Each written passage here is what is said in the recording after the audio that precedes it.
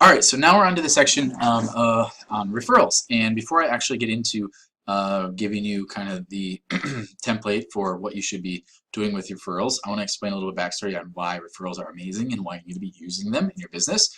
So if you look at, so for a long time I was like working in my business on finding the next client. Like it was always like, okay, now I gotta go find another client. Okay, now I gotta go find another client. And like, it just was like ridiculous. So what ended up happening was I had to I had to basically find this out the hard way that it's a lot easier. It's actually 6 times cheaper, according to Dan Kennedy.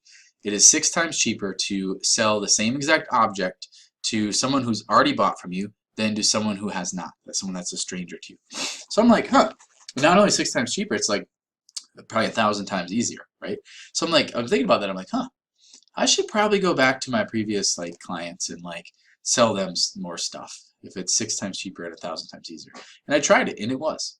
So not just that, then I took it to another level and I was like, huh, maybe I could have them if even if they like, let's say they don't have anything, no projects. I'm like, oh, well, maybe they know somebody that does. And then I was like, oh, that's okay. No worries. I understand. Like we just launched the thing I wrote for you. That's all good. Like, but do you happen to like know anybody maybe that would be looking for anything? And they're like, yeah, actually I do. And then they introduced me to someone else. And then I ended up doing a deal with that person. So it's like an endless supply. If you think about it this way, like, um, honest to goodness, if you had 20 people in your world that you did a great job for, that would feed you for the rest of your life. I can guarantee that. Because all you have to do is just hit them up, like, hey, like, do you know of anybody that'd be willing to, that'd be looking for what I provide right now? And they'd be like, yeah, I know this person and this person. Like, and then you do a great job for them, and then you ask them the same thing, and then they're like, yeah, I know this person, and it like compounds, and it's this big, huge thing that multiplies quickly. Okay, the common denominator is 2 things in that. Number 1, you have to do a really good job for them or they'll never refer you, ever. Number 2, you have to ask. If you don't ask, they will not tell you, okay? Chances are. I think to myself at a local level, like I've got this, my home inspector, so this guy I've been working with, and what a great guy. Does a great job. And I think I've used him myself probably 4 or 5 times. He's saved me from buying a house that I would have regretted, and he's done a great job getting me in every other house. And I've referred him to at least 5 other people. My mom, referred him to my brother, to Becca's parents, to friends, like at least 5 other times. And I'm just amazed that like, and he said thank you to me, but I'm just amazed that he's like never asked me. Like like ever since the last one, I just like totally forgot. But he's never asked me like, hey man, like, do you know anybody else that might be interested in my thing? I didn't tell him because he didn't ask, right?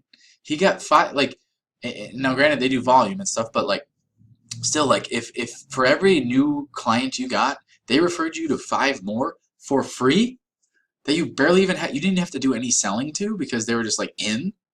Holy crap! Think if you got the 20 clients, 20 times 5 is what, 100, right? So your first 20 gets you 100, and then another, let's say each of those 100 gets you 5 more each. That's quickly into 500, right? Each of those 500 gets you 5 more, quickly into 2,500. Do you see how this, like, it's like, holy crap, no wonder this Dana guy doesn't use like a lot of paid traffic or shiny objects. He doesn't need them. Why? Because 50 years ago, remember timeless stuff? 50 years ago, referrals worked, right? Right now they work. 50 years from now they're going to work. Guess what? Yeah, this stuff works. This is the stuff that works that nobody talks about because nobody's doing it because their stuff sucks. So again, your stuff can't suck and you have to ask. So instead of asking, I found a better way, like, because I found myself like, it's just like it was another step, and like then I'd have to hit them up, and then they'd have to like go back and forth, and like one by one. It's just like So instead, I just build it in now. I build it into my onboarding and delivery. Okay, more so onboarding is more effective than delivery because sometimes if you deliver it and you're like, oh, by the way, because some people do this, like for example, like maybe like if you buy a car, when you sign the papers to get the car, they'll follow up a week later. Hey, how's it going with the car? Do you happen to know anybody that might be in the business or in interested in a car? And you're just like, You got the car, like, meh, like, meh, right? I sounded like my goat right there. That was weird. So, look at that. Look at the hair. So, I look crazy. Am I as crazy as I look? I hope not.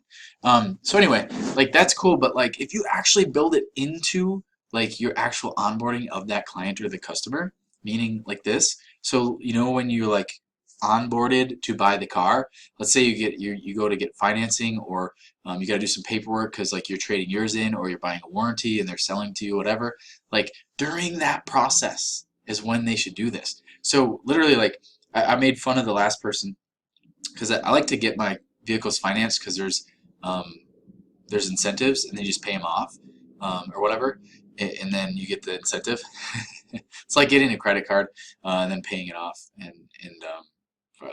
like to get the reward, right? But anyway, so the lady that's in the financing department, like, um, she's pulling out like different sheets for like upsell like stuff like she's selling, and I'm like making fun of her because like I do this, like I'm like what she does, and I'm like, well, how many more upsells are there? And she just laughs and stuff, and then but my point is like right then and there she should fill out the sheet because I'm sitting in there like pretty much captive, waiting for, like, she left the room one time for like 5 minutes, like I'm in there doing no good, right? I'm sitting there on my phone.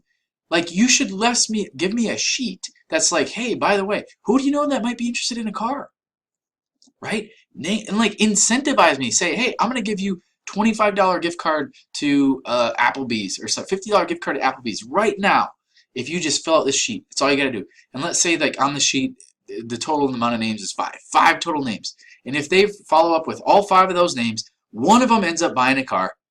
That $50 Applebee's gift certificate, pretty well paid for, right? And the fact that it's built into the onboarding means that you'd never miss the opportunity to get it in front of them, right? You can't force people to, but you can kind of guilt them into, or incentivize them into it. Carrot, stick, combination of the two, I don't care. But like at least like holy crap, that would get it done right then and there, and then they could sit there and ask you like questions or whatever else too, like about it if they have any, but you can know that it's happening right then and there, because the worst thing is you could follow up with them, send it to them, and they don't do anything with it, right?